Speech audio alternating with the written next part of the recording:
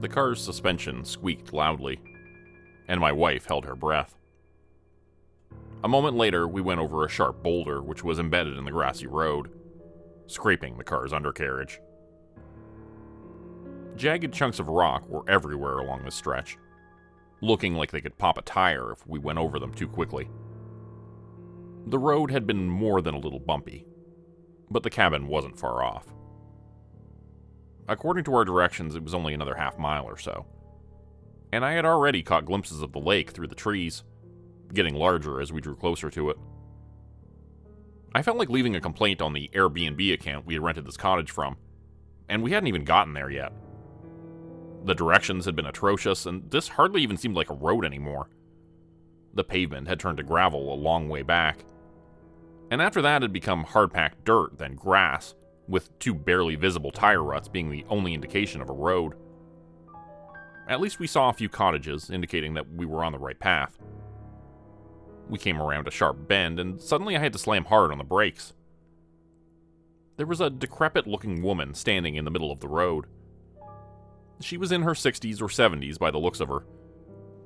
Her thin, graying hair hung down over most of her face, only one eye visible behind the twisted strands.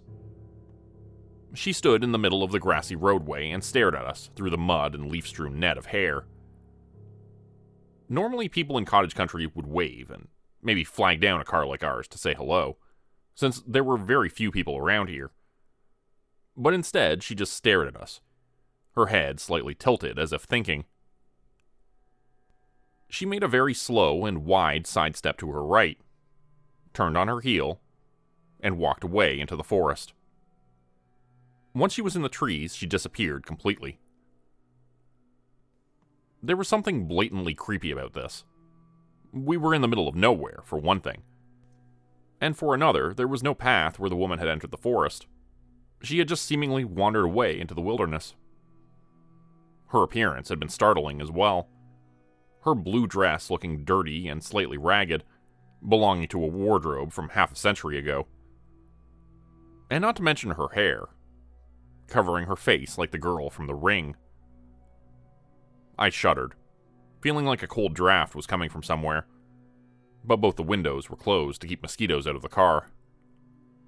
"What the hell?" Susan muttered from beside me. "Who was that?"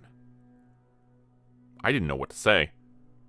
Part of me wanted to turn around and go straight back the way we'd come. This disheveled stranger in the middle of the wilderness seemed like a very bad omen. But another part of me was saying that was ridiculous.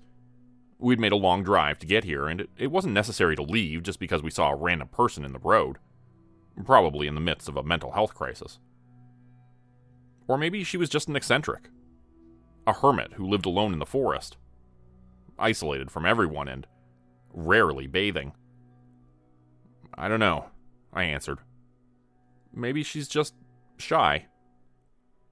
My wife didn't sound reassured by this, but it was the only thing I could think to say. The woman didn't look dangerous, just a bit off. Hopefully she wouldn't bother us. I continued driving and came to a steep hill going downwards. Gunning the engine, I kicked up rocks and dirt as the tires spun on the slick mud, bouncing through potholes, the undercarriage dinging against the occasional rock or fallen branch. There was an old, dilapidated red cottage up ahead on our left, and a fork in the road led toward it down a steep gravel driveway. I almost pulled in, but at the last second I realized the address wasn't right. "Looks like our place should be the next one," I said, realizing the numbers were getting closer to our goal. This cabin looked empty, with no signs of life that I could see. It was laying in the general direction where the woman had walked through the trees, and I wondered briefly if she lived there. I mentioned this to Susan. "Great, so the crazy lady is our neighbor," she said sarcastically. "Very reassuring." The car rumbled over a few more large boulders, and I weaved side to side to avoid them. It was a bright, clear day, and when we emerged from the trees, I could see water all around us, except for a narrow strip of land which led onwards. We'd finally made it to the peninsula where the cabin was located. There was only one thing separating us from this final stretch, narrow at first, then widening to 100 yards or more. The peninsula was at least a half-mile long, and we would have it all to ourselves. First, though, we had to make it down a very steep hill. A gut-churning precipice stood before us, a 70-degree drop going straight down into a valley. Sharp rocks protruded from the dirt halfway down, and I would need to stay close to the trees to avoid them. "Stop!" my wife nearly screamed, causing me to hit the brakes. "This can't possibly be the right way." "Trust me," I said, taking a deep breath. "This is the right place. The hill's probably not as steep as it looks. I got this." Before she could say another word, I put the car into gear and drove forward. The nose of the vehicle dipped in a terrifying way, and Susan gasped as we plunged over the edge, as if going off a cliff. We rocketed downwards, my stomach rising up as if it were the first steep drop of a roller coaster. The car was speeding rapidly down the slope, and I had no chance to avoid the rocks. I heard the undercarriage scrape and ding loudly over sharp stones, and the passenger side of the vehicle rose sharply for a second as we careened over a boulder. But then finally we leveled out at the bottom, the front end nearly colliding with the grassy road. I hit the brakes, and the car began to slow. Finally, I brought the vehicle to a halt, and we looked around to see we were almost completely surrounded by water. The engine was letting off steam, which was rising from the edges of the hood. I prayed it wouldn't burst into flames, leaving us stranded there. "Holy shit," Susan gasped. "Can we go back for my lunch? Actually, on second thought, never mind. I don't ever want to go through that again." I tried to stay cool, as if I hadn't almost shit my pants. The steaming mist from the engine died down, and I let out a deep breath. "This must be it," I said. "Look at the water." It was on both sides of the car, only a foot away in the narrowest section. Lily pads and reeds stood beside us, and I saw frogs hopping in the grass. A heron took off nearby, its great wings flapping as it took to the sky, looking like the cousin of a long-extinct dinosaur. I had to get out of the car to clear away a fallen branch as we got within sight of the cabin. Deer flies and mosquitoes assaulted me immediately once I stepped outside. I was fighting them off with my baseball cap the whole time while moving the fallen tree branch. Several of them managed to sneak away with chunks of my flesh before I could swat them, and I yelped loudly when one deer fly bit the back of my neck, leaving a bloody crater behind. Finally, we pulled up outside the cabin, and I let out an exhausted breath as I put the car in park and let the engine die with a hissing rattle. I got out of the car on wobbly legs, and the first thing I noticed was how silent it was this far away from the city. There was no background noise at all. The lake was utterly still and quiet. The soft sound of the waves lapping at the shore was the only thing that could be heard, and the occasional buzz of an insect droning past. It was a warm, calm evening in early summer, and it looked like we had the entire lake to ourselves, aside from the strange woman who we had seen down the road. The two of us looked up at the place where we would be spending the weekend. It was a small, unremarkable box of a cabin with brown siding, a narrow wooden staircase leading up to a screen door at the front. To the right of the car was a boathouse, perched on tilted footings that looked ready to collapse at any second. "That doesn't look safe," I said, pointing out the odd angle at which the secondary structure was sitting just beside us. At least the cabin was standing straight up and down, and it looked well secured from animals and the elements. A sturdy wooden door was behind the screen, and I opened it with a key contained in a nearby lockbox. At first I thought it wouldn't open as the key got stuck inside the lock, but eventually it turned with an effort. I opened the door, and it creaked loudly on its hinges. We stepped into the dusty cabin, and I brushed spiderwebs aside to walk down the entry hallway. There was a smell inside the place that hit me right away, like a punch to the nose. A stink of death and decay. A dead mouse somewhere, maybe? No. This was worse than that. Stronger. "Ugh, what's that stink?" Susan said immediately, setting down her bags to hold her shirt over her face. "I don't know," I said, crinkling my nose. "It smells like something died in here." It turned out I wasn't wrong. After opening every window and unpacking our belongings, we settled down onto the couch in the living area. The breeze from the lake was helping with the unpleasant odor, but it wasn't taking it away completely. It hung heavy in the air around us. And with it was that eerie feeling that something was off about this place. The smell of death and the strange woman on the road. All of it so unsettling. We tried to distract ourselves by thinking of some activity to do, but it was difficult with the limited resources available. There were some dusty board games laying underneath a cabinet, but on inspection they were chewed up and filled with ancient mouse turds, missing most of their pieces, making them useless. It was too late to go swimming. It was too hot to light a fire in the indoor fireplace, and too buggy to light one outdoors. The place had no electricity or any real means of entertainment. All we could do was watch Netflix on the tiny screen of my phone, trying to ignore that stink of death coming from somewhere. The data signal kept going in and out, and eventually we put our phones away, giving up on entertainment altogether. "Well, I hope you brought a good book," I joked to Susan. "I guess it's probably for the best anyways. It's not like we came up here to watch Netflix." "Yeah," Susan agreed. "There's supposed to be a boat. Maybe we can take it out on the lake tomorrow." "Sounds good.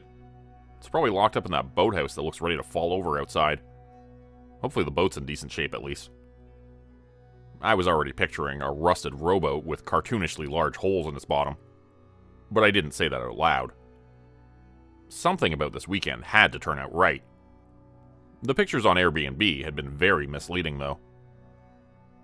The two of us read a couple paperbacks for a while, lighting the kerosene lanterns to see once it was completely dark outside. It wasn't even 10 o'clock by the time Susan said she was ready for bed. The couch we were sitting on was a futon, so we unfolded it to make it into a bed. She laid down and closed her eyes, but I wasn't quite ready to go to sleep yet. "I'm gonna go out and look at the stars," I said. "I'll be back in a few minutes." She nodded, already half asleep, and I made my way across the creaky floorboards of the cabin to the front door, opening the screen to let myself out into the cool night air. The breeze coming in off the lake was chilly, and we had closed the windows part way to avoid freezing throughout the night. The smell had begun to creep back in, even worse than before, and it was nice to be away from it and breathing the fresh air off the lake. I looked up at the sky and saw it was a clear night, the slim, sickle moon making it easy to see the stars. There were so many of them, far more than I'd ever seen in the city.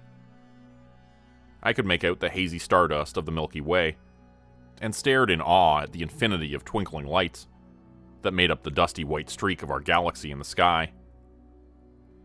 I tried to imagine our planet as it truly was, just an infinitely small speck, floating in that massive, swirling saucer of milk that made up this cluster of stars we call home. A shooting star streaked across the sky, and I let out a soft gasp. It was so beautiful up here. It almost made me forget about the little things that had creeped me out about the place. The weird lady on the road and the smell in the cottage. Those things were momentarily forgotten as I gazed up at the sky in wonder, looking for constellations and picking out the ones I knew best. I'm not sure how long I stood out there for, staring at the stars. But it was long enough for me to begin to feel cold, and for my eyes to adjust to the darkness. When I looked down at the area around the cottage again, I was surprised to see it was no longer pitch black. Due to my eyes adjusting, I could now see well enough to make out the vague details of the road leading away from the cabin. Fireflies lit up intermittently, glowing in the distance near and far. Then my eyes settled on something that made my blood run cold. Between the trees up ahead, I made out the dark silhouette of a person, standing in the road about 50 yards away. I was so startled I let out a strangled noise that was halfway between a gasp and a groan. My heart was hammering as I looked up at that shape, trying to tell myself I wasn't seeing it, that it couldn't be real, that it couldn't be a person. Was it a bear standing on its hind legs? But then, the dark form took a step into the trees, and there was no longer any way to deny it. It was a person. And somehow that scared me so much more than if it had been a bear. I was about to turn around and run when I heard a sound to my right. A twig snapping underfoot as someone moved in the undergrowth of the forest. Trees stood on either side of me, and I looked to see another figure standing there amongst their trunks. This one only 10 or 15 yards away. They moved when I glanced over to hide behind the bulk of a tree. Then there was another sound to my left. Someone shifting on their feet in the forest. There were more of them. Too scared to move or think, I just stood there frozen. I had heard of the deer in the headlights phenomenon, but I had never experienced it for myself. The sheer terror of being frozen in place as death moves toward you. One of those shadows popped out from behind a tree again, as if looking at me. And this time it didn't try to hide. It emerged and started coming toward me. The details of its face became more visible as it came out from the trees, stalking my way, boots crunching over dead leaves and twigs. Finally, I came to my senses and began running for the front door of the cabin. I heard footsteps coming from behind me and was too terrified to look back. The soft glow of light from the kerosene lamp shone through the screen door, and I tried not to trip as I raced up the stairs and fought to open it. At first, the weather-beaten handle didn't want to function, as I tried desperately to turn it. I slammed my fist against the rusted button again and again to no avail. Finally, I slammed my palm against it and felt it give way. The door swung open towards me and I nearly fell off the narrow porch as I stepped around it to go inside. I pulled it shut and looked through the glass to see 3 figures approaching, 2 of them holding long blades in their hands. One of the blades looked like a sickle, in the same shape as the slim moon above. The sort of tool you would use to harvest wheat in the days before modern technology.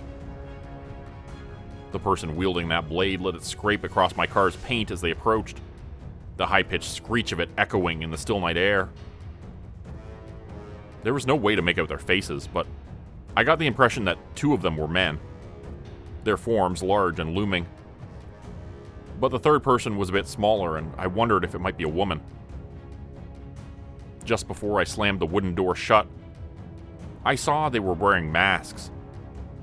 A pig, a bird, and a wolf by the looks of them. The masks were simple plastic, like the ones that children wore at Halloween when I was a small child. Cheap, flimsy things strapped around their heads with thin elastic bands. They wore simple clothes, plaid flannel shirts and jeans with holes in the knees, and dirty boots. All 3 of them walked slowly towards the front door of the cabin, as if not in any particular hurry to murder us. I slammed the wooden door shut and threw the deadbolt closed, then spun around at the sound of movement behind me. Terrified, I almost hurled a blow at the person standing there, but then quickly realized it was my wife. "Close the windows! There are people with knives outside!" I screamed. Her face was white with shock, and she didn't move for a few long moments. Finally, she got going and turned around, moving to close the windows all around the cabin, which we had opened to get rid of the smell. There was a sound of tapping on the glass behind me, and I looked to see a face peering in at me through the small window at the top of the wooden door. It wasn't big enough for the person to come in through, just large enough for me to see their face. It was the person in the wolf mask looking in at me. Their eyes were just dark, shadowy slits cut into the mask, and the overall effect was terrifying as they stared in at me through that window, holding up the knife. "Is the back door locked?" I yelled to Susan, patting down my pockets for my phone. It wasn't there. "I locked them," she yelled back. "Call 911. A window smashed at the back of the house, and I heard my wife scream. I ran into the living area to see a large man wearing the pig mask was climbing in through the window he had just broken, and my wife was picking up a chair from the dining room to throw at him. She flung it across the room, and the chair legs shattered on impact as it hit the man, but he acted as if nothing had happened. A second later, I heard a loud noise coming from the front door, and turned around to see it flying from its hinges as it was kicked in by a heavy boot. Wolf mask came in, and a woman in a bird mask followed after him. We were surrounded now. There were 3 of them, 2 holding knives and the smaller one carrying a pistol, blocking both ways out. For a moment, all 5 of us just stood there, breathing heavily and staring at each other. And then, the man in the wolf mask spoke. "We aren't gonna hurt you," he said in a low voice. "as long as you cooperate. Put these on. Now." He threw a set of handcuffs at me and another set at my wife. The woman in the bird mask had a gun in her hand, which she then pointed at my face. She took a step closer, chambering around in the semi-automatic pistol as she did so, as if daring me to refuse. Reluctantly, I put the handcuffs on, and my wife did the same. The man then threw a burlap sack at me and one at my wife. "Put those on. Over your heads," he said. I hesitated again, more terrified than I'd ever felt in my life. The idea of being blind and helpless at the mercy of these 3 maniacs was more than I could take. "Please," I said. "We don't have money. You can take the car, our credit cards, whatever you want." The woman came closer, her finger getting ready to squeeze the trigger. "Put the fucking hoods on," she spit at me, not asking. This time I didn't argue. I reluctantly covered my head with the burlap sack, and Susan did the same. Everything went dark, and it was difficult to breathe with my head covered in the thick fabric. It was warm inside and humid with the heat of my heavy breathing. My heart pounded fast in my chest, my throat dry. "Now listen up," the man said. "You 2 are going to walk outside single file, and then you're going to get into the back seat of your car. Where are the keys?" "In my pants pocket," I managed to say, and a second later there was a hand reaching for them and taking them out. "That's all you need to worry about for now. Just walk to the car and sit down inside. Got it?" I nodded and heard Susan mutter her agreement. Possibilities of what might be happening began to flood my mind as we were marched outside to our vehicle. Everything from ritual sacrifice, cult initiation, and worse occurred to me as we were shoved roughly into the backseat of the car. The most likely scenario came to me last, and I realized with horror that it was probably what was happening. The way they were talking back and forth to each other, the no-nonsense way in which they were taking us from this place. It all made it clear to me. It came to me with a shocking clarity. We were going to be sold. Human trafficking was a big business in this world, despite beliefs that slavery was a thing of the past. People are a valuable commodity, and once you are in bondage, it becomes very difficult to convince anyone that you belong elsewhere. Forced labor camps, factories, sweatshops, and worse. I had seen stories about these types of places on the news, in movies, but it wasn't talked about very much. People didn't like to think about it. But these operations exist in almost every country in the world. Sons and daughters are taken from their families and made to work for pimps, or are crammed shoulder to shoulder into sweatshops in unseen basements, forced to sew clothing and shoes.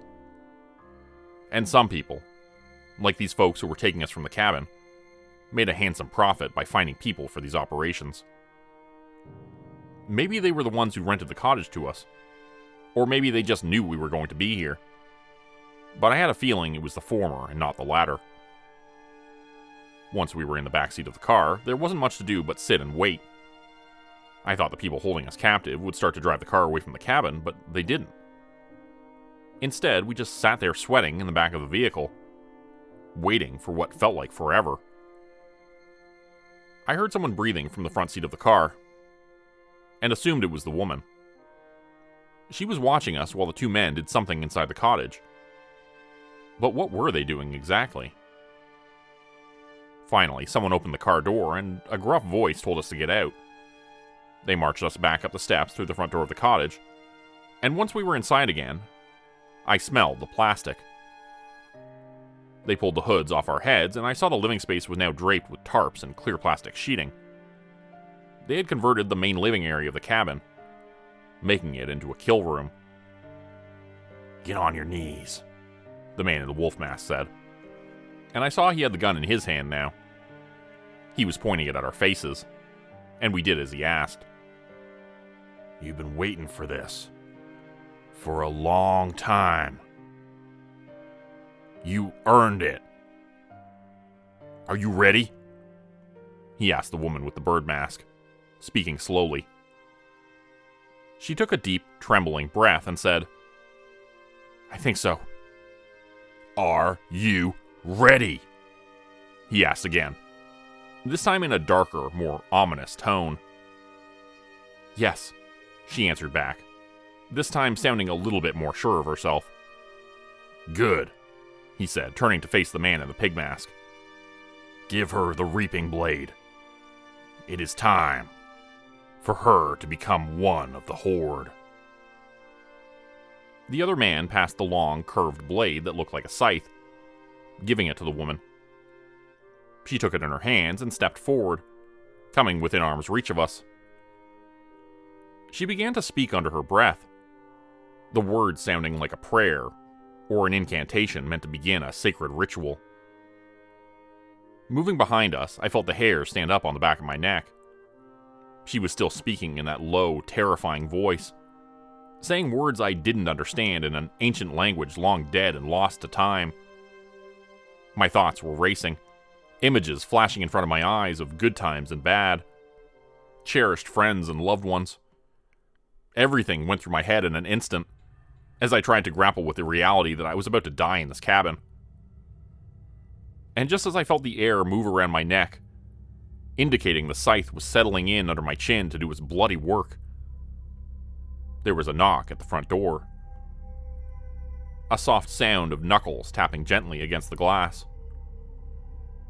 Who's that? Pigmask muttered under his breath. How the fuck should I know? Go look, take the gun, Wolfmask answered. He handed him the gun and the man went to the front door, moving slowly, looking a bit nervous as he did so. Whatever was happening right now, this was not part of their plan. The handcuffs were digging into my wrist painfully, and I tried to keep breathing. We were being granted a few more seconds of precious life. I wouldn't waste them. If there was some way we could get out of this, I would go for it. I wouldn't waste the opportunity to make a move if I had the chance. Maybe it was the police, a voice in my mind said. Maybe someone heard the sound of windows breaking and they called the cops. There was a chance we could still survive this. Nobody out here, Pigmask called from the front door. Must have been the His voice cut out abruptly, and there was a loud noise from the front door. It sounded like an axe cutting into a very wet piece of wood. A second later, there was a piercing, high-pitched scream. I thought it sounded like a woman at first, but then I realized it was Pigmask's voice screaming, You bitch! You fucking bitch! I'll fucking kill you! There was a sound of a gun being fired, over and over again. It echoed loudly through the cabin and made the man in the wolf mask run to the front door. Watch them, he yelled to the woman, who was still holding the scythe around my neck. Move and you die, she said to me after he was gone. But I heard a quaking in her voice, indicating she was more scared than she was letting on. What happened? Oh, Jesus, Frank, what the fuck happened to your leg? I heard Wolfmask saying from the front door. Pigmask answered back, saying something incomprehensible. Take it. Take the gun. I'm fucking bleeding out here, man. Oh, God. I gotta get to a hospital. Shut up. Shut your mouth and keep quiet. She's still here somewhere. Where did she go? Susan and I didn't dare move as the woman held the blade to my throat, her hands shaking badly. Still, I was starting to feel more and more hopeful that we might get out of this. But who could possibly be doing all of this? Was it a cop? I momentarily imagined some seasoned veteran who had been on the force for 30 years, hiding in the trees and taking them out one by one like a lady version of John McClane. I just hoped she could stay alive long enough to finish them off. It was quiet again for a few long minutes. There wasn't a single sound from outside. And then, I heard another meaty thwack, before dead silence again.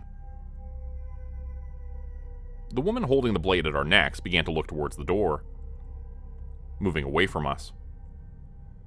Don't you fucking move, she said, holding the scythe out menacingly. The two of us nodded. Hey, You guys okay?" she yelled. After a few moments, there was still no response. A tapping sound came from the back window, and she spun around looking scared. There was no one looking in through the glass, and all that could be seen outside was darkness.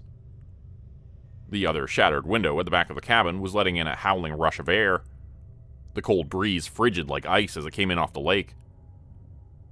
But there was another sound coming through the window as well. A choked, strangled sound like someone coughing up blood. "John?" the woman in the bird mask called out. "Are you okay?" There was no answer. "You motherfuckers!" she screamed at us. "Who's out there? Tell me. One of your friends? Did someone follow you up here?" She was coming closer to us, brandishing the scythe in her hands, looking ready to start swinging it. "Are you cops? Is that it? Did you figure out what we're doing up here? Tell me. What did you do to him?" The two of us just shook our heads, confused and unsure how to answer. I was way too terrified to try to bluff my way out of this, and didn't even know how I would begin to attempt it. Neither one of us knew what the hell was going on. Finally, she gave up on questioning us and ran outside, screaming bloody murder. Something about how she was going to kill the person responsible for this, and what she was going to do to them afterwards. A gunshot went off outside, and it was quiet. The lake was still and peaceful once again.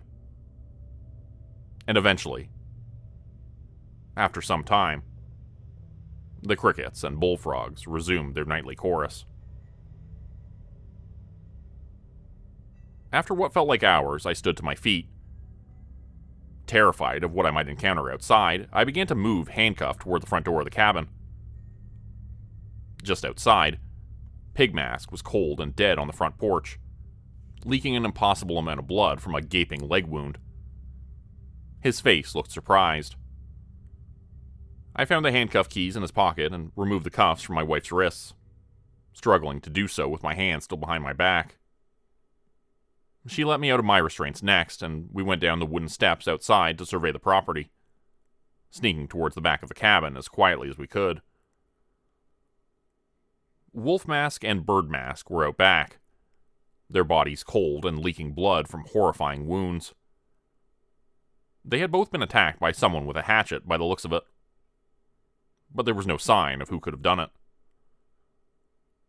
Part of me was a little scared that whoever had done this would be back for us. After a few seconds of surveying the carnage out back, the two of us went inside and looked around at the plastic sheets draped in the walls. They had been very organized, these people, whoever they were.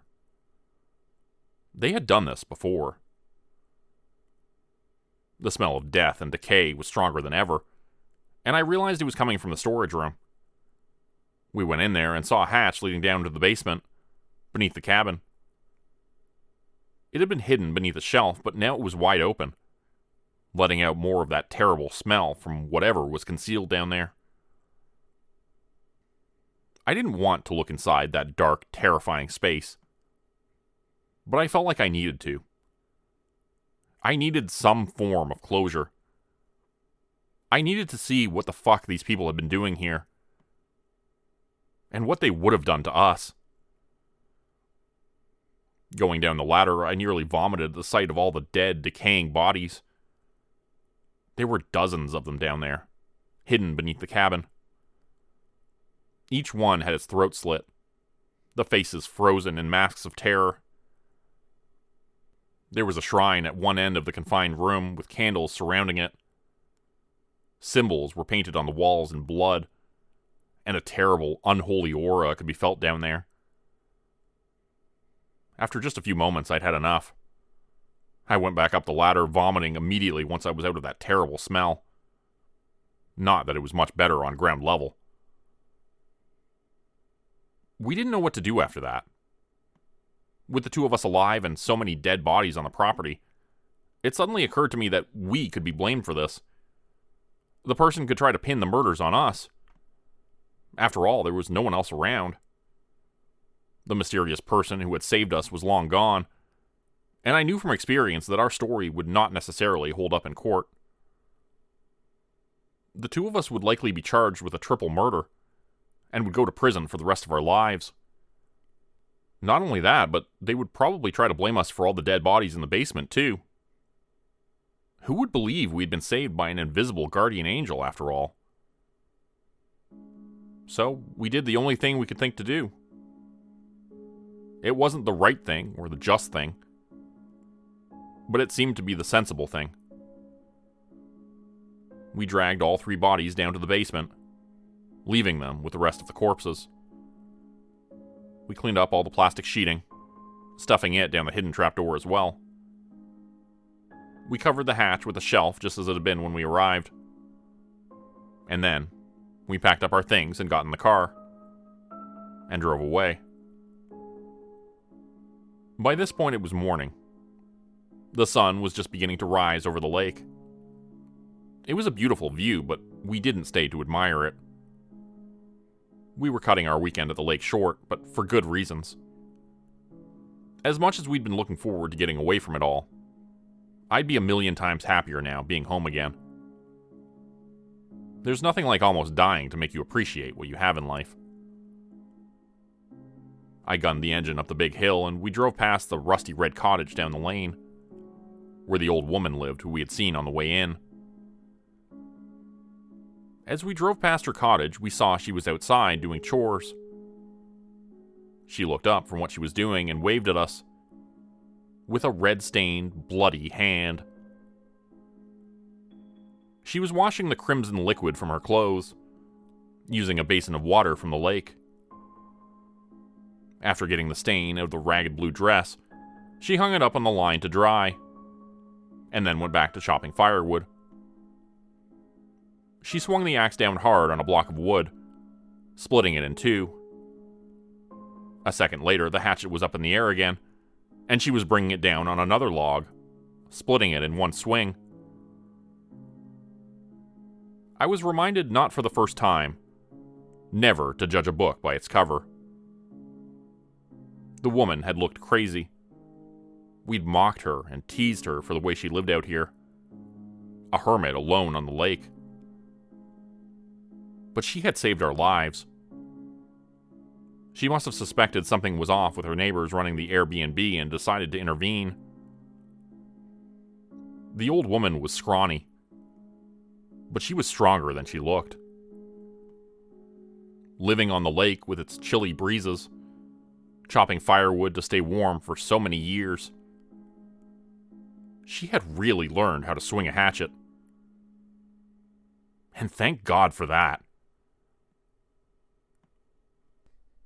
The story you just heard was written by me, and a variation of it previously featured on the Dr. Nosleep podcast and YouTube channel.